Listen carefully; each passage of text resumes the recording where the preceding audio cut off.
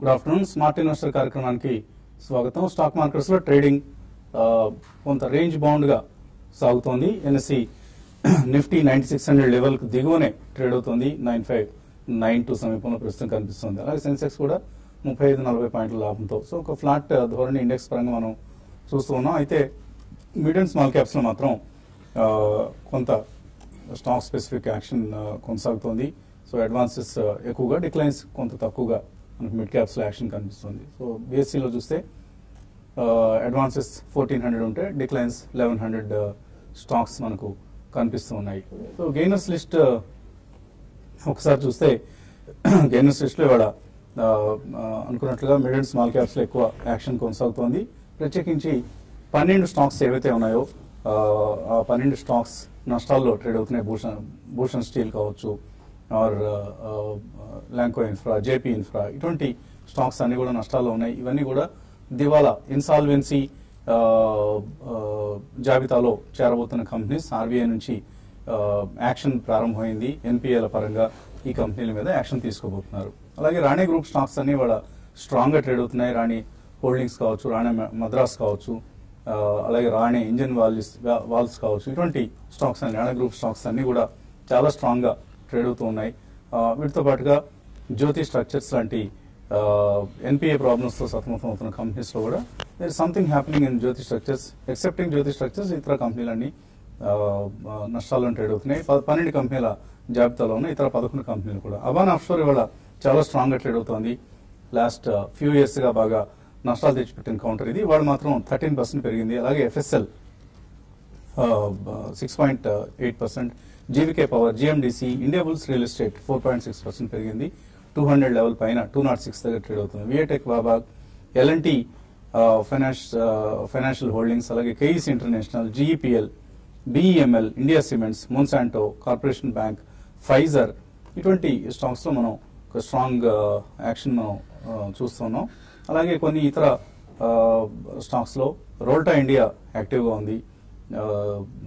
ఇందాక అంటున్నట్లుగా ఆమ్టెక్ ఒకటి స్ట్రాంగ్ గా కనిపిస్తుంది. అండ్ జిందాల్ డ్రిల్లింగ్ స్ట్రాంగ్ గా ఉంది. రాణి హోల్డింగ్స్ స్ట్రాంగ్ గా ఉంది. ఓసిటిఎల్ తెలుగు రాష్ట్రాలకు చెందిన కంపెనీ, ఈ స్టాక్ కూడా 17% పెరిగింది. Dolphin offshore, Rane engines, JVL agro, BL Kashyap, ఇటువంటి స్టాక్స్ లో మనం లాభాలు చూస్తున్నాం. నష్టపోయిన మిడ్ క్యాప్ స్టాక్స్ చూస్తే ఇప్కా ల్యాబ్స్ ఇవాళ ఎఫ్డిఏ, యుఎస్ ఎఫ్డిఏ నుంచి 3 ఇంపోర్ట్ ఎర్రర్స్ వచ్చాయన్న వార్తలతో ఈ స్టాక్ 13% నష్టపోయింది. అలాగే ఆమ్టెక్ ఆటో 11.5% నష్టపోయింది. అండ్ వీడియోకాన్ ఇండస్ట్రీస్ 5% నష్టపోయింది. Lupin 4.5%, Fortis health care, Finolex cables, Cadila health, Wipro. So pharma stocks లో కొంత ప్రాఫిట్ టేకింగ్ మనం నిన్న మొన్న కొద్దిగా లాభాలు వచ్చాయి. సో ఫార్మా స్టాక్స్ లో ఇవాళ నష్టాలు చూస్తున్నాం. అలాగే shipping corporation of India, Indian hotels, IIFL, Torrent pharma, Divi's labs, Allahabad bank, Hathway, ఇటువంటి స్టాక్స్ అన్ని కూడా మనకు నష్టాల్లో ట్రేడ్ అవుతున్నాయి. So all in all index పరంగా ఫ్లాట్ గా కనిపిస్తుంది. వీకెండ్ మూడ్ మనకు మార్కెట్స్ లో స్పష్టంగా కనిపిస్తుంది. రియల్టీ ప్యాక్ స్ట్రాంగ్ గా ఉంది. ఐటీ ప్యాక్ వీక్ గా ఉంది. సో ఇది మనకు మార్కెట్స్ లో ప్రస్తుతం స్థూలంగా కనిపిస్తున్న ట్రెండ్. అనలిస్ట్ అడిగి వాళ్ళ అభిప్రాయాలు తెలుసుకున్నాం. సో ఎటువంటి ట్రేడింగ్ ట్రెండ్ మీరు గమనిస్తున్నారు ఇవాళ? టెక్నికల్ గా చూస్తే కనుక ట్రేడింగ్ లో పెద్ద మూవ్మెంట్ ఏం కనిపించట్లేదు. లాస్ట్ 1 వీక్ గా చూస్తే కనుక 9700 రెసిస్టెన్స్ ఆ టాప్ దగ్గర నుంచి ఒక కరెక్షన్ ట్రెండ్ లోకి వెళ్ళటం మనం చూసాము. అలాగే 9600 దిగువకి వచ్చినప్పుడల్లా మార్కెట్ లోయర్ రేట్ నుంచి రికవరీ అవటము, పెద్దగా పడటానికి స్ట్రెంగ్త్ కూడా చూపించట్లేదు. అంటే లోయర్ రేట్ లో కూడా కొంచెం ఒక బయింగ్ సపోర్ట్ వస్తుంది. ఇన్స్టిట్యూషనల్ యాక్టివిటీ డొమెస్టిక్ గానీ ఫారిన్ గానీ పెద్ద యాక్టివిటీ లేకపోవడంతో ఎఫ్ఐస్ కొంచెం స్వల్ప సెల్లర్స్ గా ఉండడంతో మార్కెట్ లాస్ట్ 1 వీక్ గా కరెక్షన్ ట్రెండ్ కి గురవడం మనం చూస్తున్నాము. కాకపోతే ఈ లెవెల్లో ఒక సపోర్ట్ ఉంది 9580 లెవెల్ దగ్గర. ఆ లెవెల్కి వచ్చినప్పుడు స్వల్ప రికవరీ వస్తుంది. బట్ ఓవరాల్ గా మార్కెట్ చూస్తే కనుక ఒక మైనర్ కరెక్షన్ లో ఉంది. పెద్ద టెక్నికల్ గా ట్రెండ్ లో ఈ మార్పు కనిపించలేదు. స్టాక్ స్పెసిఫిక్ మూవ్మెంట్స్ మనం చూస్తున్నాము. సెక్టర్ వైజ్ చూస్తే కనుక హౌసింగ్ ఫైనాన్స్ కంపెనీస్, అలాగే ప్రైవేట్ కంపెనీ బ్యాంక్స్, అలాగే మనకి ఎన్బిఎఫ్సిస్ కొంచెం స్ట్రాంగ్ గా కనిపిస్తుంది. మిగతా సెక్టర్స్ అన్ని కూడా కొంచెం అక్కడక్కడ సెల్లింగ్ ప్రెషర్, కొంచెం కరెక్షన్ మోడ్ లో ఉండడం మనం చూస్తున్నాము. ఈ లెవెల్లో 9600 వాళ్ళ చాలా కీలకం. ఒకవేళ కనుక క్లోజింగ్ సమయానికి మార్కెట్ ఇప్పుడు యూరోపియన్ మార్కెట్స్ కూడా కొంచెం హైయర్ లో ఓపెన్ అయ్యాయి కాబట్టి కొంచెం నిలకడగా ఉన్నాయి. 9600 పైన కనుక క్లోజ్ అవుతే వీక్లీ చార్ట్ ప్రకారం, ఇవాళ ఫ్రైడే వీక్ ఎండ్ కాబట్టి వీక్లీ చార్ట్ ప్రకారం కొంచెం పాజిటివ్ గా ఉందనుకోవచ్చు. ఒకవేళ కనుక 9580 కింద కనుక క్లోజ్ అవుతే అప్పుడు వీక్లీ చార్ట్ ప్రకారం టెక్నికల్ గా ఒక డౌన్వర్డ్ రివర్సల్ బార్ ఏర్పడినట్టు వస్తుంది. లాస్ట్ 3-4 వారాలు అప్ అయిన తర్వాత ఈ రివర్సల్ బార్ పట్టడం అనేది ఒక స్వల్ప కన్సాలేషన్ కి సూచన ఉంటుంది. బహుశా మార్కెట్ రానున్న 2-3 రోజుల్లో నెక్స్ట్ వీక్ కూడా ఒక కన్సాలేషన్ ఫేస్ లో వెళ్లే అవకాశాలు కనిపిస్తుంది. నెక్స్ట్ 2 hours ట్రేడ్స్ ఎటువంటి పొజిషన్స్ తీసుకోవచ్చు? ఇక్కడ నెక్స్ట్ 2 hours లో పొజిషన్స్ అంటే ఫ్లాట్ గా ఉండే అవకాశాలు ఎక్కువనే. పెద్దగా మన ఇండెక్స్ పరంగా తర్వాత ఈవెన్ స్టాక్స్ లో కూడా ఇండెక్స్ బేస్డ్ స్టాక్స్ కూడా పెద్దగా మూమెంటం అయితే లేదంటే అనిపిస్తుంది. అటు అప్ సైడ్ పెద్దగా ఉండకపోవచ్చు, డౌన్ సైడ్ కూడా పెద్దగా ఉండకపోవచ్చు. ఎక్కువ యాక్షన్ అంతా మిడ్ క్యాప్ లో ఉంది కాబట్టి వాటిలోనే పొజిషన్స్ ని ఆల్రెడీ ఉన్న వాళ్ళు తీసుకున్న వాళ్ళు, లాంగ్స్ తీసుకున్న వాళ్ళు కంటిన్యూ చేయమంటాను. ఈ రోజు ఇండెక్స్ లో కానీ చూసుకుంటే ఇప్పుడు కొంచెం లాస్ట్ ఒక 1 hour నుంచి కొంత ఆటోమొబైల్ స్టాక్స్ లో కొంత బయింగ్ అనేది కనపడుతుంది. అయితే మిక్స్డ్ గా ఉన్నాయి. బజాజ్ ఆటో లాంటిది కొంచెం లోకి టచ్ అవుతుంది, టాటా మోటార్స్ హైక్ టచ్ అవుతుంది. ఈవెన్ టాటా మోటార్స్, డివిఆర్ రెండు కూడా చాలా స్ట్రాంగ్ గా ట్రేడ్ అవుతున్నాయి. అట్ ద సేమ్ టైం కొన్ని బ్యాంక్స్ కోటక్ తర్వాత ఎస్బీఐ లాంటివి డేస్ హైస్ కి టచ్ అవుతున్నాయి. అంటే పర్సంటేజ్ పరంగా పెద్దగా పెరగలేదు. ఓవరాల్ గా చాలా ఫ్లాట్ గా ఉందని చెప్పొచ్చు. ఈవెన్ మనకి F&O స్పేస్ లో కానీ చూసుకుంటే అదర్ మిడ్ క్యాప్ స్టాక్స్ లో F&O స్పేస్ ఉన్న వాటిలో బాగా పెరిగింది అంటే ఐబీఐ రియల్ ఎస్టేట్ అని చెప్పొచ్చు. రీసెంట్ డేస్ లో చాలా స్ట్రాంగ్ గా 160 నుంచి 180 కొంత మధ్యలో కొన్ని రోజులు ఉన్న ఐబీఐ రియల్ ఎస్టేట్ మళ్ళీ 200 వైపు, నెక్స్ట్ టార్గెట్ 220 గా చెప్పొచ్చు. అదేవిధంగా ఇండియా సిమెంట్స్ కూడా చాలా స్ట్రాంగ్ ఉన్నాయి. ఈ రెండు కూడా మనకి 200 పైకి సస్టైన్ కావడం అనేది చాలా పాజిటివ్ అంశము. ఏదైనా కూడా మిడ్ క్యాప్ లోనే యాక్షన్ ఉంటుంది. నెక్స్ట్ అంటే ఇది బై అండ్ హోల్డ్ మార్కెట్ అని మనం గతంలో కూడా చాలాసార్లు అనుకుంటున్నాం. కాబట్టి ఇంట్రాడే పరంగా పెద్దగా మూవ్స్ అయితే ఇక్కడ నుంచి ఉండకపోవచ్చు. మిడ్ క్యాప్ లో లాంగ్ పొజిషన్స్ కంటిన్యూ చేయమంటారు. ఓకే అండి. సో రాణి గ్రూప్ స్టాక్స్ లో స్ట్రాంగ్ మూవ్స్ మనం చూస్తున్నాం ఆల్ రాణి గ్రూప్ స్టాక్స్ లో. కాలర్స్ లైన్ లో ఉన్నారు. మొదటి కాలర్ బెంగళూరు నుంచి వెంకట్. హలో అడగండి వెంకట్. నాకు oriental bank of commerce 1177 loan, union bank 187 లోను ఉన్నాయి. నేను లిటిల్ బిట్ 6 months వరకు ఇన్వెస్టర్ ని. సో కంటిన్యూ చేయమంటారా లేకపోతే ఇంకేమైనా దీన్ని చేయమంటారా? కంటిన్యూ చేయొచ్చా, ఇవి సెల్ చేసేయచ్చా? ఓబీసీ, యూనియన్ బ్యాంక్ ఈ మధ్య చూస్తే కనుక ఈ 2 బ్యాంక్స్ లోయర్ రేట్ నుంచి రికవర్ అవడం మనం చూస్తున్నాం. ఓరియంటల్ బ్యాంక్ చూస్తే కనుక 110 రూపాయల నుంచి 170 రూపాయల వరకు వెళ్ళింది. అలాగే యూనియన్ బ్యాంక్ చూస్తే కనుక 120 రూపాయల నుంచి 180 రూపాయల వరకు వెళ్ళటం మనం చూస్తున్నాము. లాస్ట్ 2 years గా చూస్తే కనుక పెర్ఫార్మెన్స్ వీక్ గా ఉండడంతో, ఎన్పిఎస్ సమస్యలు ఇష్యూ రావడంతో టెక్నికల్ గా కూడా ఈ లాస్ట్ 1 year గా మేజర్ హై నుంచి పడుతూ వచ్చింది. ఇప్పుడే ఈ మార్కెట్ లో లాస్ట్ 6 months ఒక మార్కెట్ బుల్లిష్ ట్రెండ్ లో రికవరీ బాటలోకి వెళ్ళటం మనం చూస్తున్నాము. ఇప్పుడు ఈ మధ్య కాలంలో బ్యాంక్ సంబంధించిన, ఎన్పిఎస్ సంబంధించిన కొత్త ఆర్డినెన్స్ సంబంధించిన న్యూస్ కూడా డెవలప్మెంట్ కూడా వస్తుంది. కాబట్టి కొంతకాలం హోల్డ్ చేయండి. ఏమైనా కొంచెం పాజిటివ్ డెవలప్మెంట్ వస్తే ఇక్కడి నుంచి పెరిగే అవకాశం ఉంది. అలాగే ఒక ర్యాలీలో ఇక్కడి నుంచి కొంచెం పెరిగిన తర్వాత ఎగ్జిట్ అవ్వండి హైయర్ రేట్ లో. నూజివీడ్ నుంచి జయలక్ష్మి లైన్ ఉన్నారు. హలో నమస్తే అండి, అడగండి. ఇప్పుడు అట్లాస్ 354 లో 50 ఉన్నాయండి. అవి ప్రాఫిట్ బుక్ చేసుకోవాలా లేకపోతే దొరుకుతుందా, ఉంచుకోవచ్చు, ఎంతవరకు ఉంచుకోవచ్చు అని. ఇంకోటి సుదర్శన్ కెమికల్స్ ఈ రేట్ లో తీసుకొచ్చా. వాటర్ ప్రాపర్టీస్ మనకి టెక్నికల్స్ కొంచెం కావాలండి. వాటర్ ప్రాపర్టీస్ అవును. ఓకే. అట్లాస్ సైకిల్ గురించి అడిగారు మీరు. 360 అంటే దగ్గర 100 రూపీస్ లాస్ట్ ఒక 10-15 days లోనే పెరుగుతూ వస్తుందండి. రోజు కూడా 5% అప్ సైడ్ సీలింగ్. తర్వాత ఈ రోజు మాత్రం మళ్ళీ ఇది డౌన్ సైడ్ 5% డౌన్ సైడ్ రావడం చూసాము. ఇది వోలటాలిటీ ఉండొచ్చు అండి బాగా. ఇంకా రానున్న రోజుల్లో కూడా సేమ్ ఇదే విధమైన ట్రెండ్ అనేది, అంటే కొన్ని రోజులు వీక్ గా ఉండడం, కొన్ని రోజులు స్ట్రాంగ్ ఉండడం ఉండొచ్చు. ప్రస్తుతానికైతే మీరు ప్రాఫిట్ బుక్ చేసుకోండి అండి ర్యాలీస్ లో. ఎందుకంటే మీరు మంచి ప్రాఫిట్ లో ఉన్నారు కాబట్టి, అది కూడా షార్ట్ టర్మ్ కి, అంటే జస్ట్ ఒక 1 month లోనే ఇది మళ్ళీ పెరిగింది కాబట్టి మీరు ప్రాఫిట్ బుక్ చేసుకోమంటాను. ప్రస్తుతం లెవెల్స్ నుంచి ఇది 460-480 దగ్గర రెసిస్టెన్స్ ఫేస్ చేసే అవకాశం ఉంది. అక్కడికి వచ్చినప్పుడు కూడా ప్రాఫిట్ బుక్ చేసుకోండి. లేదా మీరు 1.5 year ఉంటే మాత్రం హోల్డ్ చేయమని చెప్తానండి. తర్వాత గోద్రేజ్ ప్రాపర్టీస్ గురించి అడిగారండి. గోద్రేజ్ ప్రాపర్టీస్ కంటిన్యూస్ గా బులిష్ ట్రెండ్ ఉందండి. మధ్యలో మనకి చూస్తే కొంత కన్సాలేషన్ ఉన్న మంచి అప్ ట్రెండ్ వచ్చి కొన్ని రోజులు కన్సాలేషన్ ఉంది. ఇప్పుడు ప్రస్తుతానికి 580 ఆ లెవెల్, 580-586 దగ్గర ఆ లెవెల్ కొంత రెసిస్టెన్స్ అనేది ఫేస్ చేయొచ్చు. అట్ ద సేమ్ టైం 520 దగ్గర సపోర్ట్ ఉందండి. కొన్ని రోజులు ఒక 60-70 రూపాయల రేంజ్ లో ఉండొచ్చు. ఓవరాల్ గా లాంగ్ టర్మ్ కి మాత్రం గోద్రేజ్ ప్రాపర్టీస్ ని మీరు ఇన్వెస్ట్మెంట్ ఆల్రెడీ చేస్తుంటే హోల్డ్ చేయమని చెప్తాను. ఓకే అండి. సో మరిన్ని కాల్స్ అలాగే మెయిల్స్ తీసుకునే ముందు కాసేపు ప్రకటన.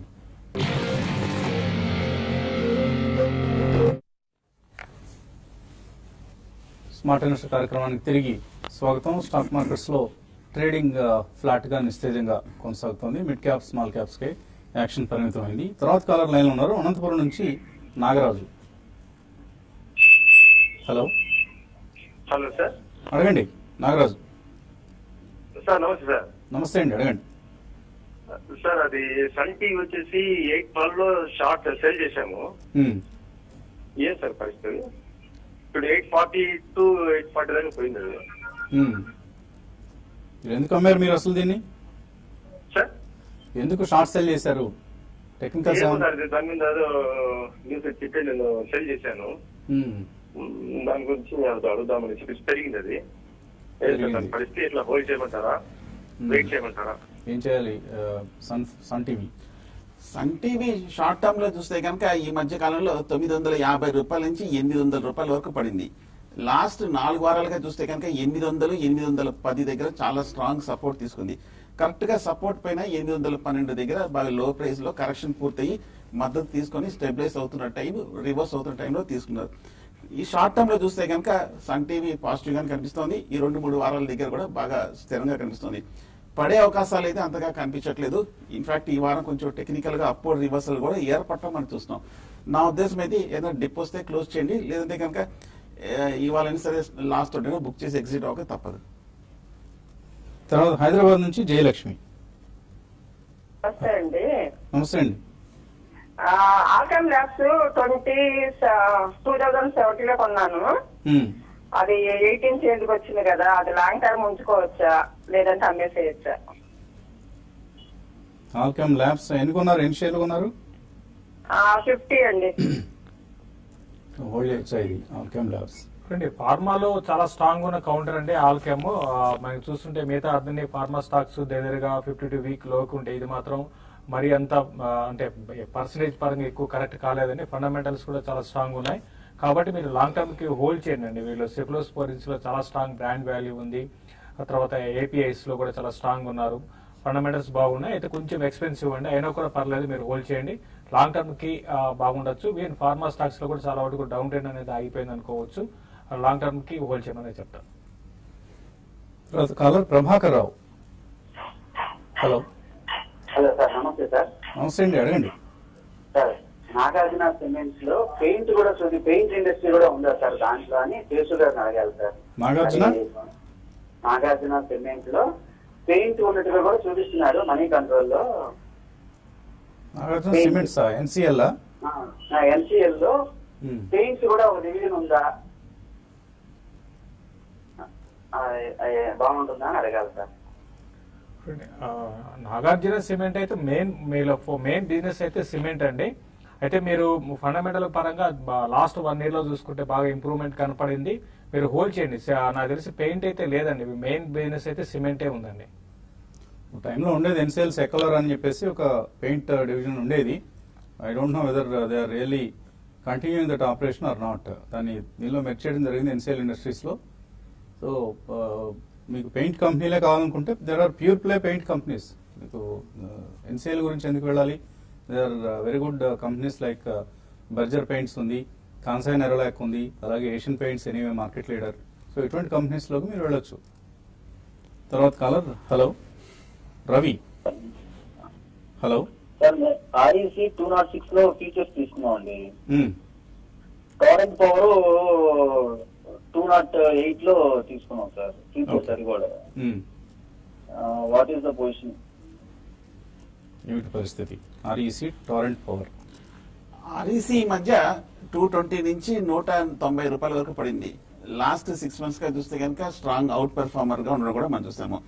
206 దగ్గర అంటే మరి ప్రస్తుతం హోల్డ్ చేయండి. 190 దగ్గర ప్రస్తుతం కన్సాలిడేషన్ అవుతుంది. మార్కెట్ రికవరీ రావాలి. ఒకవేళ అప్ ట్రెండ్ కంటిన్యూ అవుతే కనుక 210 to 250 వరకు వెళ్లే అవకాశాలు కనిపిస్తుంది. నా ఉద్దేశం అయితే 185 కింద స్ట్రిక్ట్ గా స్టాప్ లాస్ పెట్టండి. లాస్ట్ ఒక 3 weeks మటుకు స్ట్రాంగ్ రియాక్షన్ వచ్చింది. ఎందుకంటే అంతక్రితమే ఓవర్ బాట్ పొజిషన్ కి highly over extended bull run కూడా మనం చూసాము ఆసియాలో. స్టాప్ లాస్ పెట్టి హోల్డ్ చేయండి.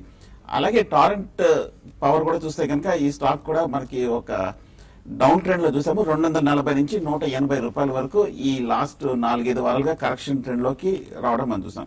ఈ లెవెల్లో 180 దగ్గర గత 2-3 వారాల చార్ట్ చూస్తే కనుక షార్ట్ టర్మ్ లో సపోర్ట్ తీసుకున్నట్టు కనిపిస్తోంది. కాబట్టి ఓవర్సోల్డ్ పొజిషన్ లో షార్ట్ టర్మ్ లో ఉంది కాబట్టి ఇక్కడ నుంచి సపోర్ట్ దగ్గర నుంచి రికవరీ రీబౌండ్ అయ్యే అవకాశాలు కనిపిస్తుంది. ఈ స్టాక్ కూడా 180 కింద స్టాప్ లాస్ పెట్టి హోల్డ్ చేయండి. కదిరి నుంచి రాజశేఖర్ లైన్ ఉన్నారు. Hello Rajasekhar sir, good evening sir. All of you. అడగండి Rajasekhar. Hello sir, good evening sir. All of you.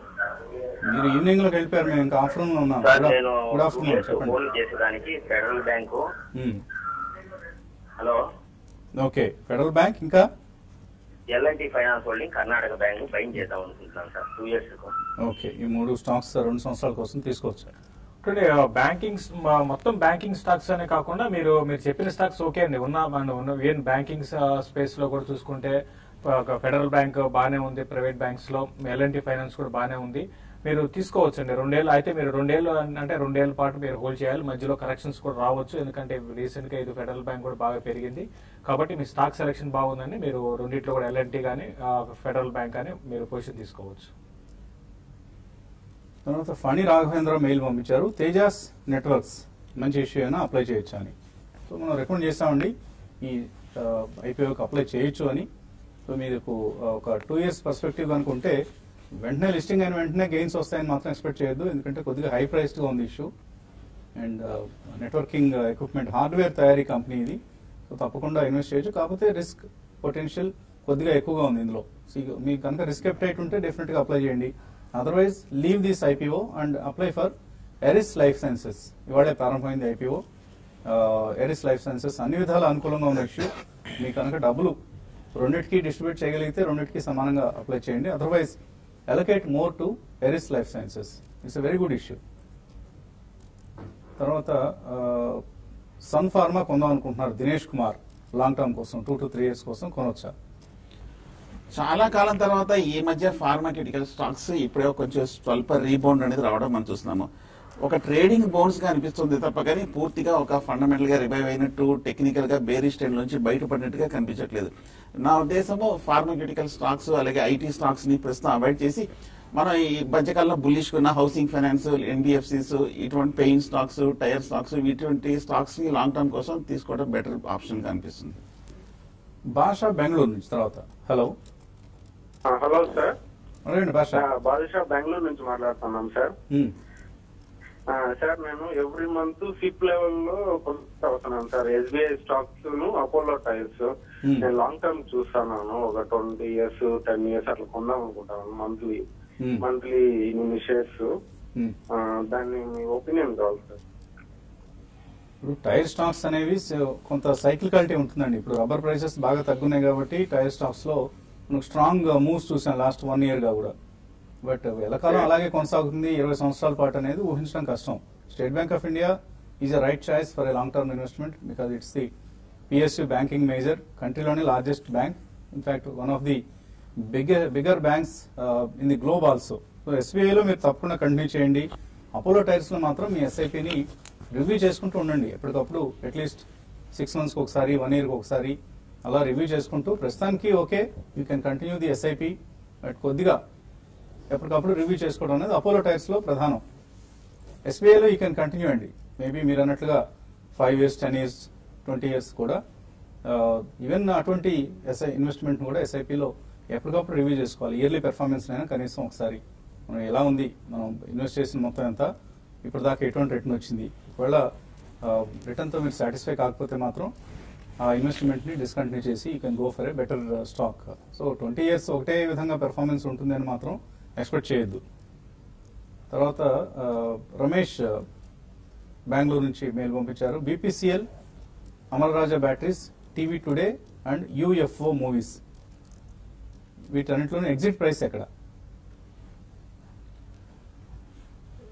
Exit కావాలి? BPCL, Amara Raja batteries, TV టుడేలో. బీపీసీఎల్ ఎగ్జిట్ అంటే మరి లాంగ్ టర్మ్ అయితే చాలా స్ట్రాంగ్ గా కనిపిస్తుంది. షార్ట్ టర్మ్ లో చూస్తే కనుక 750 రూపాయల నుంచి 650 రూపాయల వరకు రావడం మనం చూస్తున్నాము. దీనికి ఎగ్జిట్ అంటే పెద్ద కనిపించలేదు. అన్నిట్లో కూడా లాస్ లో ఉన్నారు ఆయన. లాస్ లో ఉన్నారంటే మరి హోల్డ్ చేయండి. లాంగ్ పొజిషన్స్ అయితే మటుకు కంటిన్యూ చేయొచ్చు. మీరు బాగా హై ప్రైస్ లో తీసుకున్నారు. బీపీసీలు అయితే బులిష్ గానే కనిపిస్తుంది. 650 రూపాయల దగ్గర సపోర్ట్ కనిపిస్తుంది.